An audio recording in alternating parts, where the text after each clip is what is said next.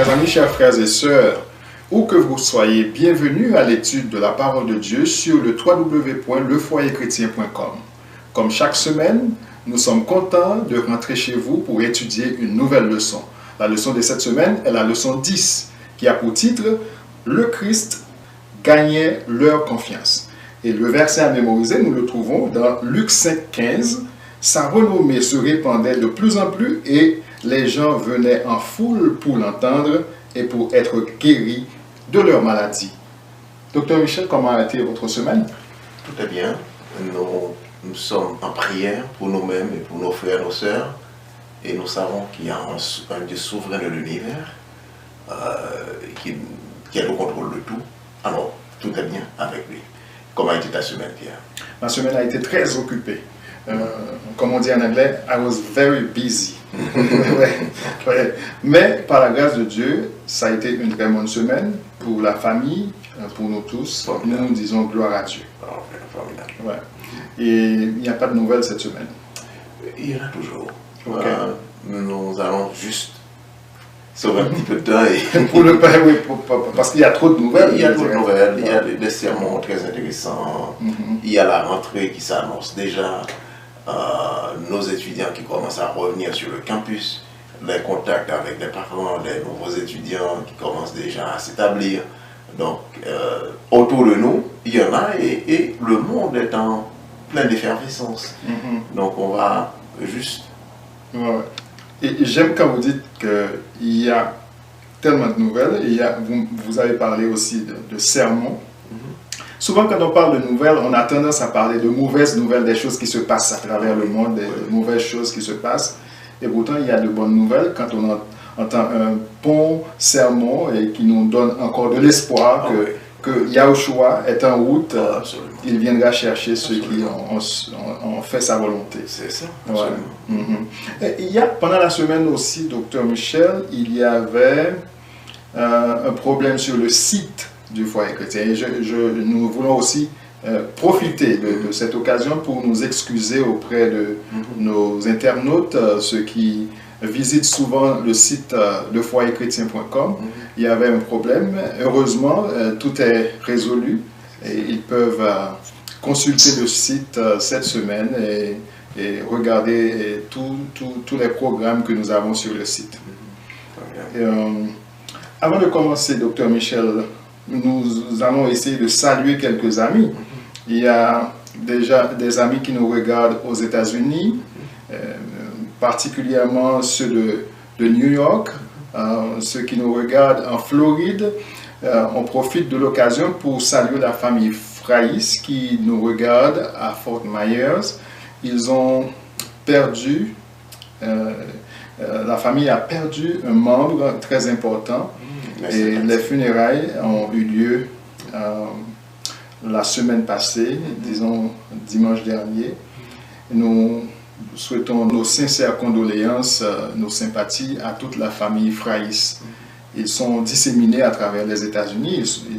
Il y a ceux qui vivent à Boston, dans le Massachusetts, et il y a ceux qui vivent en Floride, à New York, et même en Haïti, ils sont encore là-bas. Il y a la famille Fleury qui nous regardent. Nous voulons saluer Marie-Claude et Henri Fleury qui regardent quelque part à Fort Lauderdale. Nous saluons notre ami pasteur Richner Fleury qui est de passage en Floride. Il est le directeur de la jeunesse au niveau de l'Union des Adventistes du 7e jour en Haïti. Il y a le docteur Patrice et Cléris Joseph qui écoutent à Orlando. Il y a ma mère, Madame Balmy Robergeau, qui regarde à Fort Myers en ce moment. Il y a Ursula et Paul Arthur qui regardent aussi à Fort Myers. Nous avons reçu quelques notes d'encouragement cette semaine de la part de quelques amis. Nous voulons saluer Jacques Pocam qui nous a écrit depuis la France et qui nous a envoyé des mots d'encouragement. Il y a aussi notre sœur Chantal Bassé qui a aussi envoyé des mots d'encouragement et des suggestions que nous allons prendre compte dans les prochaines émissions. Il y a aussi notre frère Félix en Martinique qui a posé une très belle question, Dr. Michel, que nous n'allons pas pouvoir répondre aujourd'hui. Et comme vous l'avez dit dans notre debriefing, nous allons essayer de répondre à ces questions, faire un bon package, parce qu'il y a tellement de questions sur le nom de Dieu et le vrai nom du Christ. C'est des questions qui demandent beaucoup de recherche. Ouais. En ce moment, Dr. Michel, je vous invite à nous conduire dans la prière. Prions ensemble. Père Tout-Puissant, Dieu très haut, créateur de l'univers et du monde, nous venons devant toi avec tous nos amis qui nous écoutent, qui interagissent avec nous, avec leur famille, avec tous tes enfants, aux extrémités de la terre. Et nous ouvrons leur cœur et nos cœurs à toi, te suppliant, selon ta promesse, de venir accomplir, compléter ton œuvre en nous, et de te glorifier dans notre vie, dans tout ce que nous faisons, dans tout ce que nous pensons. Fais que l'écoute de cette leçon véhicule tes bénédictions spéciales à tous nos amis et guérisse les cœurs et comme Yahushua l'a fait et pouvoir contribuer, je dirais, à la résolution de bien de problèmes d'ordre spirituel, matériel, physique et dans la vie de tous tes enfants. Merci pour nos familles, que tu continues à bénir, que toute gloire soit à toi, Père, maintenant et au siècle des siècles. Amen. Amen. Encore une fois, chers amis, bienvenue à l'étude de la parole de Dieu sur le site du Foyer Chrétien. Cette semaine, c'est une nouvelle leçon, la leçon 10, qui a pour titre « Le Christ gagnait leur confiance ». Et nous voulons, avant de débattre la leçon, j'avais oublié de saluer notre frère Willy Sainté qui était avec nous. Ah, oui. Il nous a dit qu'il va mettre ça sur le programme de son église, le nom du site sur le programme de son église, car il y a beaucoup plus de gens qui nous regardent. Très bien. Il y a aussi notre frère Hébert Edmond qui était là la semaine passée. Il est empêché aujourd'hui, il ne pourra pas être là. Et salut mon frère. Nous continuons à étudier dans la brochure titrée « Le rôle de l'Église dans la communauté ». Et comme nous l'avons toujours dit, Dr. Michel, l'Église n'est pas l'enceinte, c'est nous. Et comme on voit ici dans Luc 7,15, on nous dit que la renommée de notre Seigneur Yahushua se répandait de plus en plus, et les gens venaient en foule pour l'entendre et pour être guéris de leurs maladies. Et nous savons que les maladies dont souffrait et dont souffre encore l'humanité n'est pas seulement d'ordre physique, il y a toutes sortes de maladies. Dans quel contexte on nous dit ici que les gens allaient vers lui? Alors, c'est dans le contexte d'un miracle qu'il venait d'opérer, la guérison d'un lépreux. Le lépreux, tel que rapporté dans l'évangile de Luc, se retrouvait sur le chemin des Yahushua. Un lépreux, c'est quelqu'un qui a évidemment qui a attrapé la maladie de la lèpre. Donc qui est en isolation, qui est impur, qui représente une menace significative pour la société, pour la communauté. Donc on l'isole pour qu'il ne contamine pas les autres. Et malgré tout, son chemin croise le chemin du Messie. C'est pour dire, et ça nous dit beaucoup de choses. Et on peut aller très loin dans les commentaires. C'est-à-dire, il n'y a pas de situation désespérée qui n'ait pas attiré l'attention du Messie.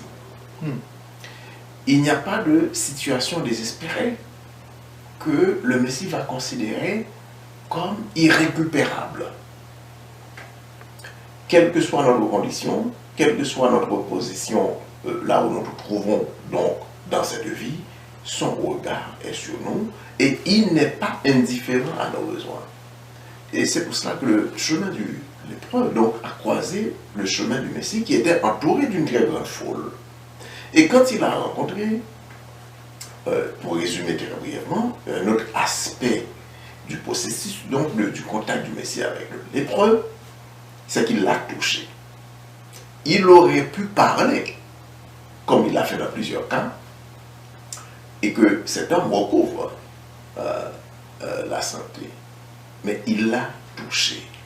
Il l'a vu, il est venu auprès de lui, il l'a touché. Lui, le pur, a touché l'impur. Alors, si moi, je me considère comme pur, bien que ça serait, je dirais, très prétentieux de ma part de me considérer comme pur, mais si je suis porteur d'une pureté, d'une certaine pureté divine, chaque fois que je vois des cas désespérés et impurs, je devrais voir une mission pour justifier ma pureté et toucher l'impureté et guérir l'autre.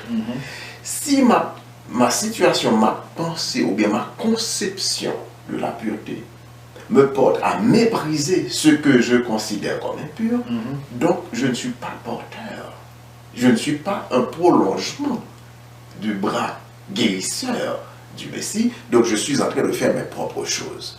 Donc, il a guéri donc lépreux, il guérissait les gens partout, il n'est pas allé dire à quelqu'un, voilà ce que je viens de faire pour un tel ou une telle à tel endroit, mais il y a ce qu'on appelle le bouche à oreille, qui est une puissante stratégie de marketing que le Messie n'a pas conçu et développé. Les gens ont bénéficié de sa bienveillance, de sa sympathie, de son désir sincère de leur faire du bien, et son action en termes de résolution de leurs problèmes spirituels, comme on l'a dit la semaine passée, les problèmes physiques, les problèmes d'ordre émotionnel.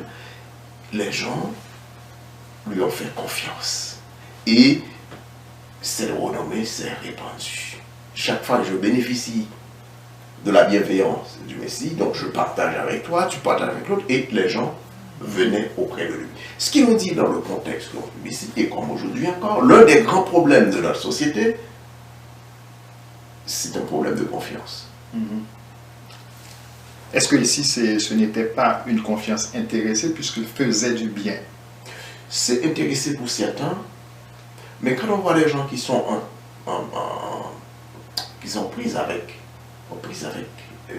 le péché, et que mon cœur se déchire, j'ai profondément, disons, l'esprit de Yahweh m'a convaincu qu'il me faut ce moyen, cette guérison, et que je viens à lui pour être guéri, non pas spontanément, mais pour être guéri de façon permanente.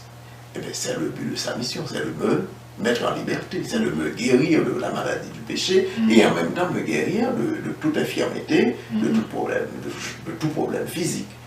Alors ça rencontre, mon intérêt rencontre justement la raison pour laquelle il est venu sur cette terre, pour libérer ses enfants. On voit qu'il gagnait leur confiance. Mais ici, on nous montre que il y avait cette renommée. Est-ce qu'en tant que chrétien, serviteur du Dieu très haut, nous ne devons pas faire en sorte à ce que notre renommée se répande dans notre communauté? Il peut y avoir, oui, on doit le faire, mais le problème est plus profond que cela. Est-ce que c'est moi qui le fais, ou bien c'est Yahweh, le seul Dieu Tout-Puissant, qui le rend possible? Je me mets à sa disposition comme un récipient vide, comme un instrument invalide. Lui, il me remplit de sa substance et me rend capable de faire sa volonté, parce que le Messie l'a dit lui-même, Jean 15, 5, sans moi, vous ne pouvez rien faire. Que tu parles. Alors, c'est vrai que nous devrions atteindre ce point, mais ça doit partir de l'intérieur. Le travail doit être interne, ça doit partir du cœur. Son esprit nous transforme et nous rendant capables, nous vivifie et nous rendent capables d'accomplir de bonnes œuvres pour lui. Alors, si nous le faisons de notre propre façon, nous développons nos propres stratégies et nous nous évertuons à faire des prières popcorn sans nous soumettre totalement à l'œuvre de l'Esprit pour nous transformer de l'intérieur et nous transformer dans des instruments, et auquel cas, dont notre renommée va remplir la communauté et nous allons construire des relations de confiance avec la communauté. Maintenant, il faudrait regarder un petit peu plus en profondeur que ce qui est présenté ici. Comment on bâtit la relation de confiance? Parce que, tu sais, la confiance, c'est un accomplissement qui est très, très difficile à réaliser à terme. Ça prend de l'expérience, beaucoup d'interactions. Mais quand on construit une confiance, il suffit d'un seul coup de ciseau. Il suffit d'une seule brèche pour que tout l'édifice s'écroule. Je fais confiance et quelqu'un me trahit et la confiance est partie. Est-ce que quand on perd confiance en quelqu'un, là on voit, on ne parle pas du Christ lui-même, comme vous parlez de la confiance en général. Quand on fait confiance, il y a une brèche et on perd confiance dans la personne. Bon.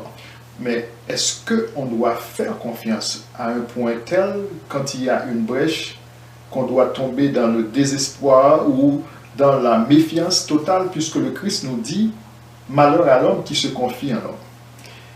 Tu sais, on a débattu de cette question aujourd'hui. Mettons-nous dans le contexte de Moïse qui guidait le peuple, les Israélites hors d'Égypte, vers la terre promise. Et essayons de nous rappeler tous les gestes que Moïse a posés pour essayer de développer une relation de confiance avec ce peuple. Et Moïse était le porte-parole du Dieu Tout-Puissant, de Yahweh. Le problème qui arrive, c'est que dans le processus, au cours du chemin, Moïse dirigeait l'attention des gens vers Dieu. Mais il y en a, tu sais, on n'a pas la même force, la même capacité dans l'Église, en tant qu'Église, en tant que communauté ecclésiale, disons. Il y a des gens qui ne pouvaient s'empêcher que de regarder à Moïse, qui ne pouvaient même pas comprendre et regarder au Dieu Tout-Puissant. Ils ne voyaient pas la lumière qui était là de la nuit. Et la nuée qui les recouvrait le jour, ils regardaient à Moïse, ils blâmaient Moïse. Donc, nous nous retrouvons donc dans ce contexte à faire confiance à un homme, au lieu de faire confiance à Dieu lui-même. Et c'est ça le problème. Et les gens, il y a une raison pour laquelle le Messie a établi son Église. C'est pour le représenter, pour que tout le monde puisse nous regarder comme communauté ecclésiale et voir le Messie lui-même. Parce que nous sommes les prolongations de son bras bienveillant sur cette terre. En sorte que les gens regardent vers nous d'abord, avant de regarder vers le Messie. Alors, si nous échouons ce test de confiance, et nous n'allons pas jouer ce rôle d'intermédiation entre la communauté et son Dieu. Alors, si nous échouons, c'est parce que nous ne sommes pas connectés, comme aime dire notre frère Eben. Si nous perdons cette connexion, nous cherchons notre propre renommée et nous cherchons à nous faire voir. C'est ça qui dérange. Et si nous cherchons à nous faire voir, les gens vont tout de suite reconnaître, parce que c'est à leurs fruits qu'on les reconnaîtra. Voilà. Parce qu'on ne peut pas toujours continuer à cacher notre vrai visage. Voilà. Et je regardais bien dans la communauté aujourd'hui. L'un des grands problèmes que je viens de le dire, c'est qui existe dans la communauté, c'est un problème de confiance. Est-ce que je peux lui faire confiance? Les gens ont toutes sortes de raisons de ne pas vouloir faire confiance aux autres, des gens qui ne nous connaissent pas. Et c'est justement là un défi à régler, à résoudre. Nous devons parvenir à mettre les gens en confiance. Parce que si les gens regardent à moi, je ne dirige pas leur attention vers le Dieu puissant, mais moi je suis un humain. Quand je faiblis, les gens vont dire oh. Ils vont construire sur le sable. Et puis tout ce que j'ai dit, c'est fini, c'est passé. Regarde ce qu'il a fait. Et même dans l'église, les gens tournent le regard vers les autres. Tout le monde sait que je suis un pécheur. Tout le monde sait que mon frère qui m'écoute, ma soeur qui m'écoute, c'est des pécheurs. Moi, quand mon frère pêche, accidentellement, je dirais, et tout le monde s'étonne, voilà ce qu'il a fait, voilà ce qu'il a fait. Mais nous sommes des pécheurs. Nous avons l'ennemi qui nous pousse. Mais ce n'est pas ce genre de confiance quand même qu'on devrait faire à quelqu'un. Pour moi, personnellement, je pense que s'il faut faire confiance à quelqu'un, c'est je vous fais confiance parce que je sais que vous êtes mon frère. Si je suis en problème aujourd'hui, je sais que je peux aller frapper à votre porte pour trouver quelque chose. Et si il vous arrive de tomber, puisque je sais que vous êtes un humain, je sais, comme vous l'avez dit, qu'on ne doit pas tomber dans l'étonnement si on apprend que demain, je tombe, je chute. Parce que c'est humain. Et aussi, je ne dois pas être dans l'étonnement si je vais frapper à votre porte un jour et vous avez une mauvaise mine et vous me répondez mal. Je dois quand même essayer de me mettre à votre place. C'est pour cela que peut-être le Christ nous a dit qu'il ne faut pas faire confiance à l'homme, c'est à lui seul qu'il faut faire confiance. Et ça, c'est un champ de bataille très très important, très très important, Pierre.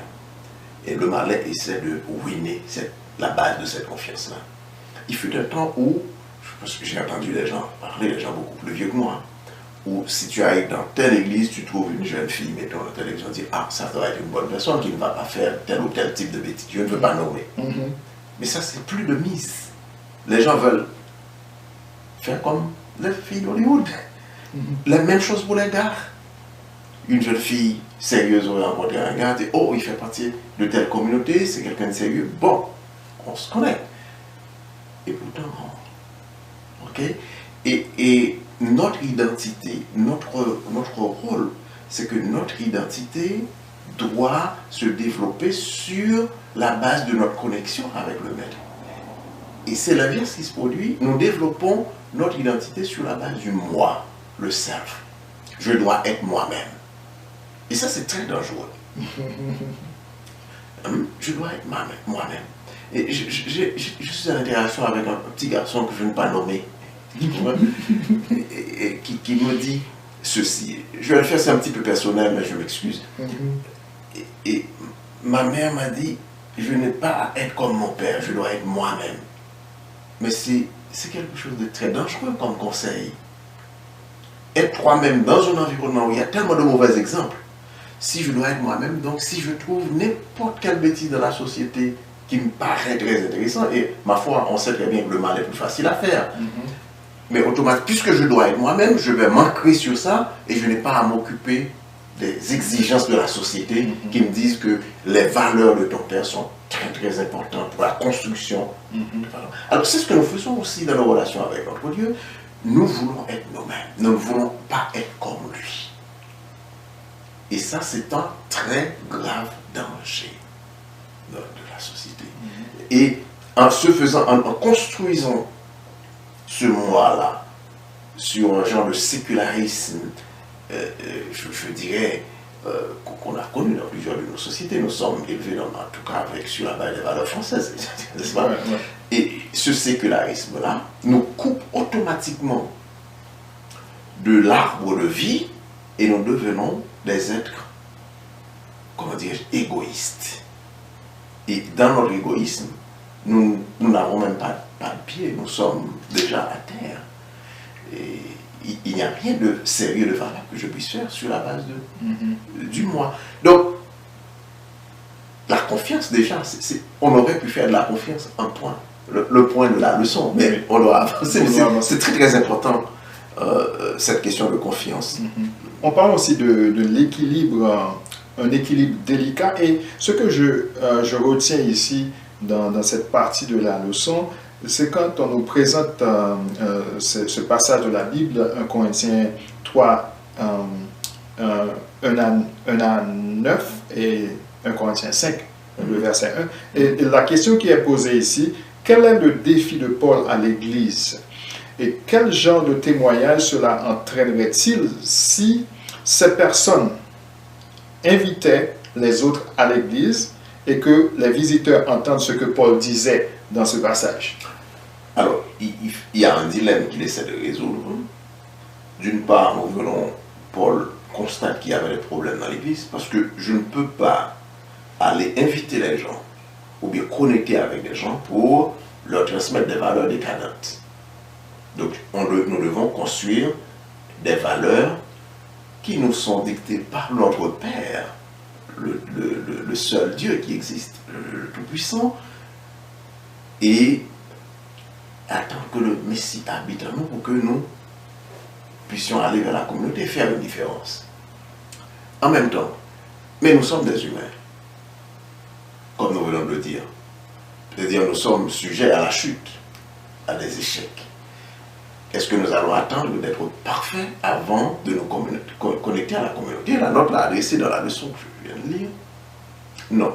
Mais en même temps aussi, il y a des choses qu'il faut résoudre dans l'Église. Nous n'avons pas à attendre d'atteindre un niveau de sainteté avant d'aller aider la communauté, de les ramener à son Dieu.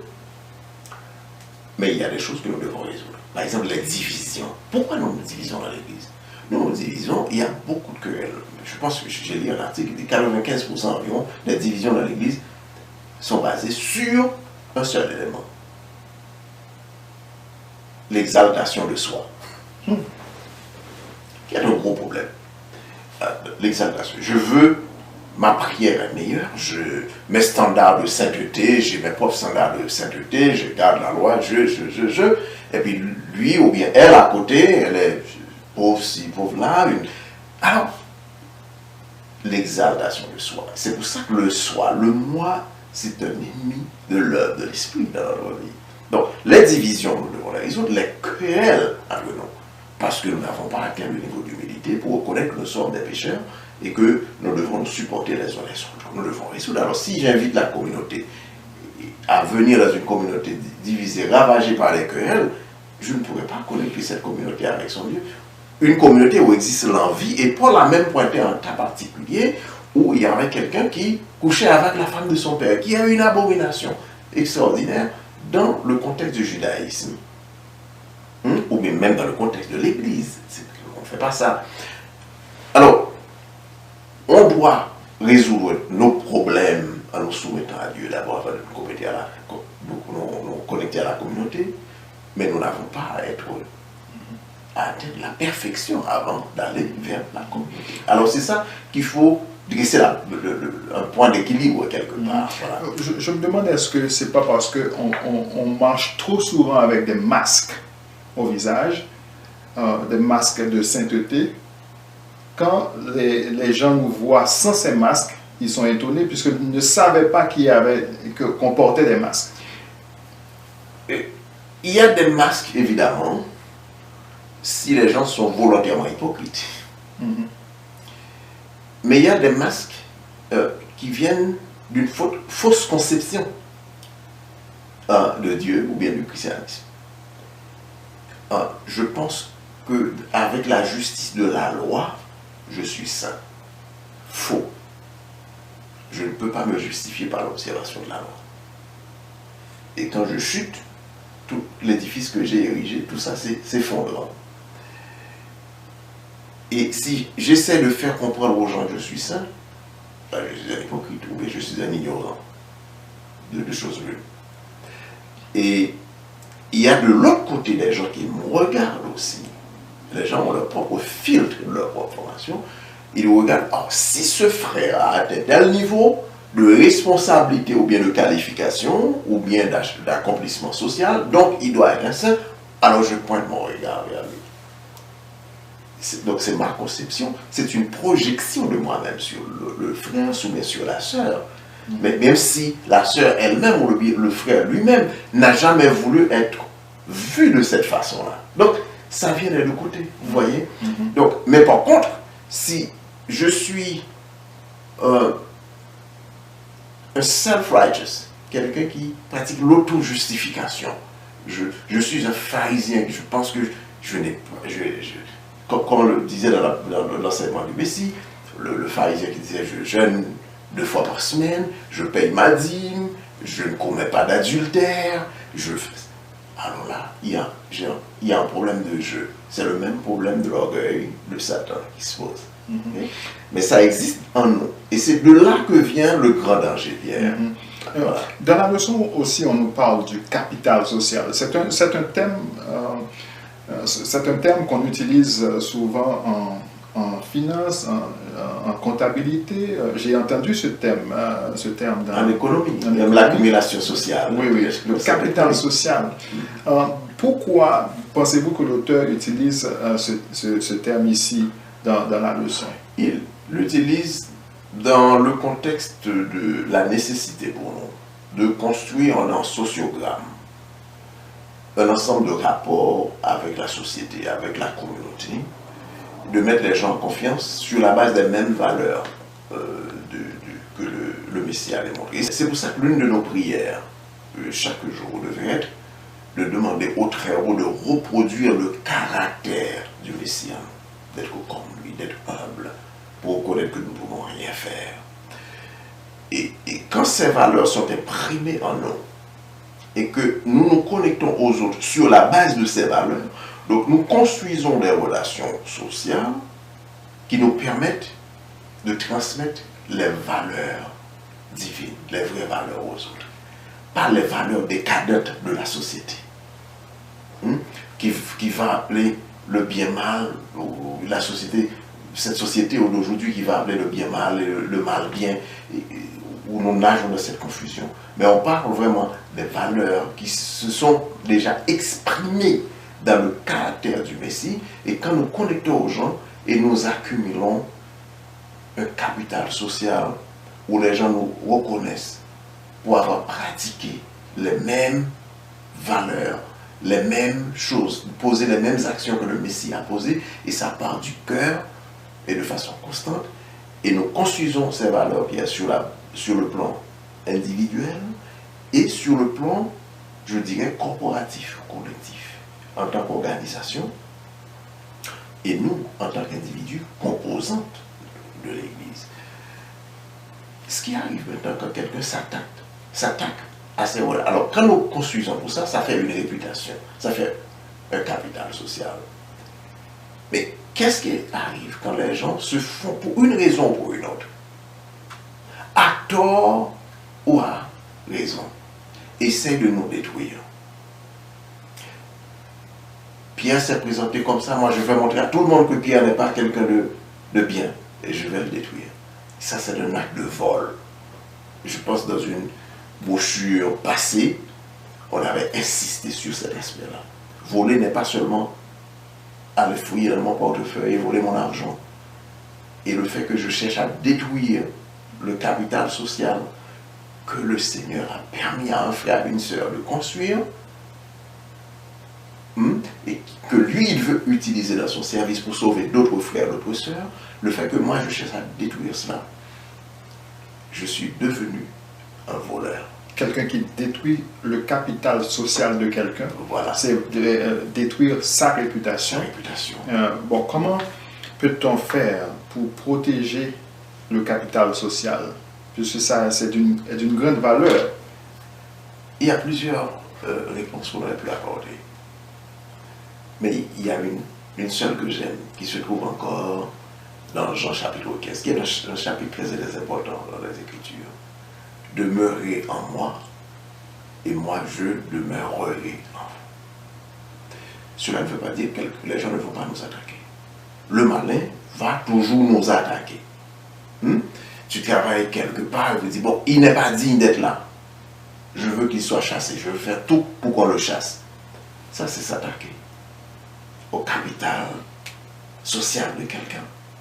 Ou bien, je me mets à critiquer injustement une entité ecclésiale, je dis injustement, sans venir avec des éléments de doctrine pour prouver que bon, qu'il y a des choses qui sont incorrectes. Et ça, c'est du vol. Et ça prive notre Seigneur d'utiliser ces instruments-là. C'est comme invalider, chercher à invalider des instruments que le Messie a choisi pour lui.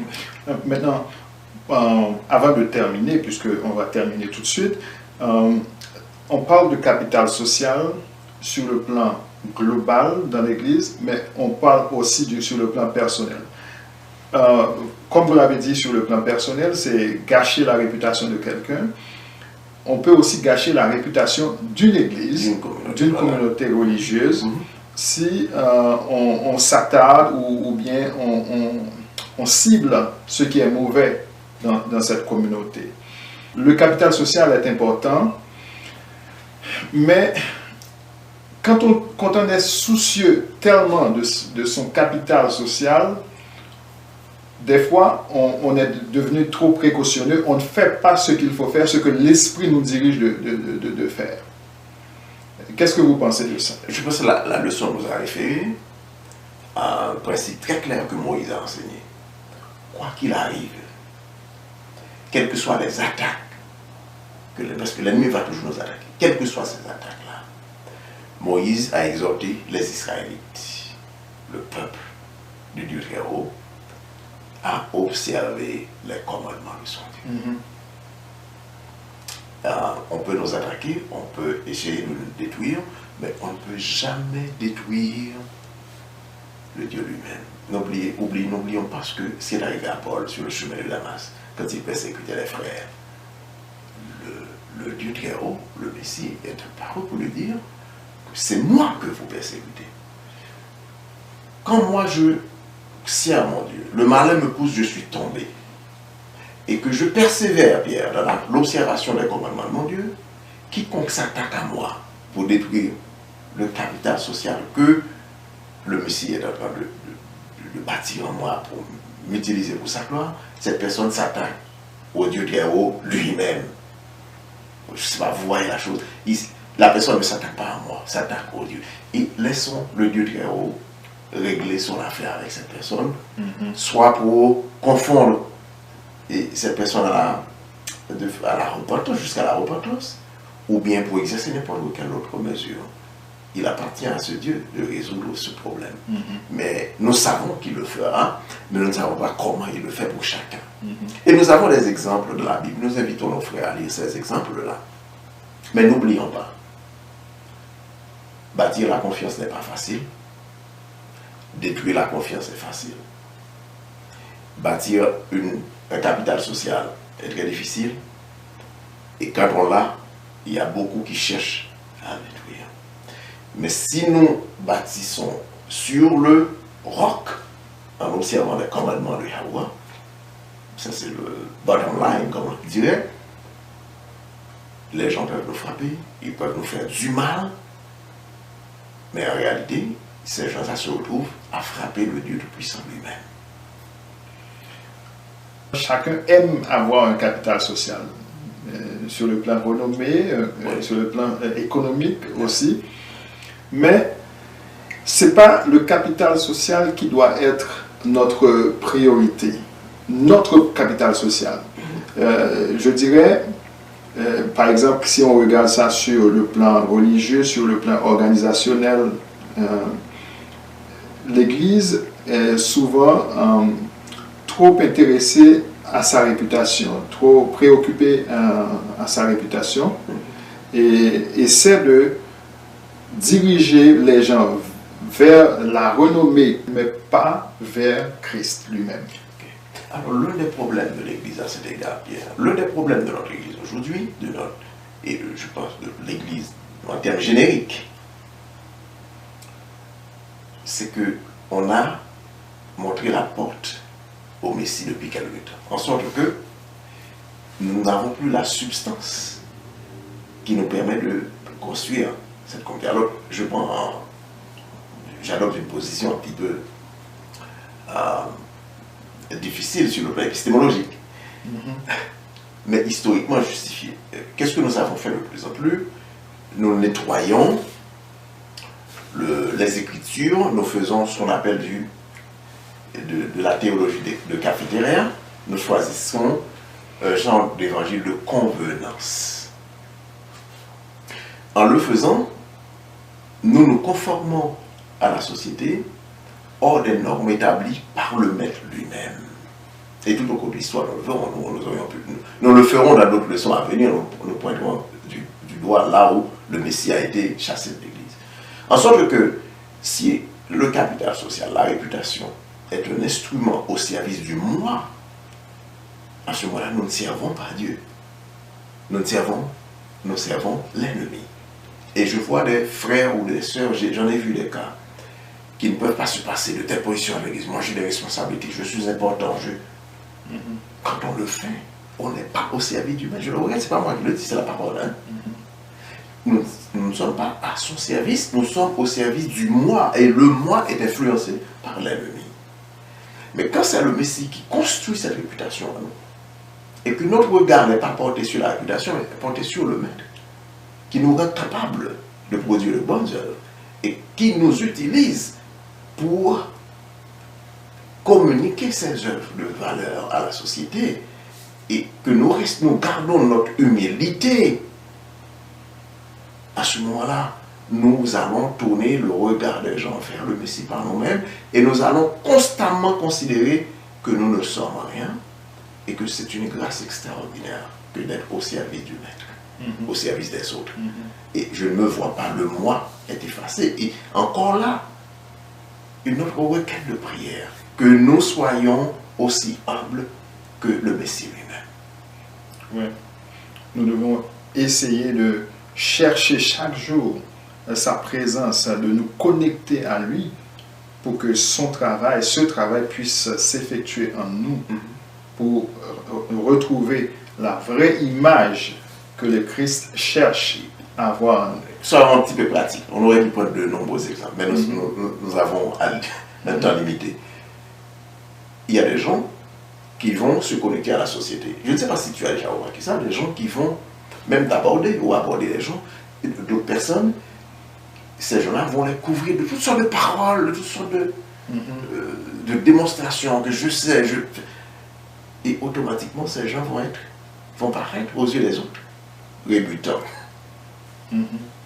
Est-ce que je suis à mon service, au service de l'ennemi ou au service du maître? Aussi clairement, on les voit constamment dans l'église, des gens qui veulent s'imposer comme importants. Mais les gens qui sont importants parce que le maître travaille en eux, ils ne sont pas sensibles à leur importance, ils ne s'imposent pas sur la base de leur importance, ils s'imposent, ils se montrent comme serviteurs des autres. Ce sont les autres qui vont voir qu'il est important. Est-ce que cela veut dire que nous allons terminer ici, pour ceux qui travaillent, qui ont un poste dans l'église comme diacre, comme ancien ou comme directeur de l'école du sabbat, école du dimanche, je ne sais quoi, des gens qui travaillent dans l'église, ils se sentent mieux placés pour avoir cette réputation-là, parce qu'on dit souvent, lui, il est diacre, il ne devrait pas faire ceci, parce que, ou pasteur, il ne doit pas faire ceci ou cela. Voilà. Si la communauté a péché, on ne peut pas le mettre là. Et nous sommes tous pécheurs. Et nous avons eu un sermon, on a parlé de sermon à l'introduction, un beau sermon. On dit que mes péchés sont plus acceptables que ses péchés. Ou bien ses péchés sont plus graves que les miens.